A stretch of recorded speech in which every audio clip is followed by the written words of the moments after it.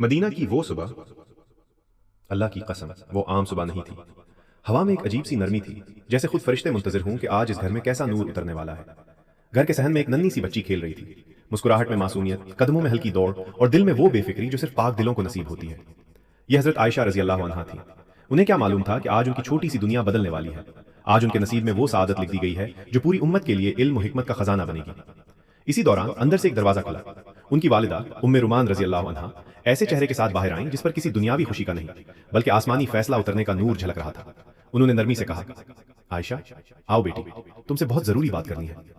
ننھی عائشہ کھیل چھوڑ کر بھاگتی ہوئی آئیں، سانس پھولی ہوئی، آنکھیں حیرت سے بھری ہوئی۔ امی کیا ہوا؟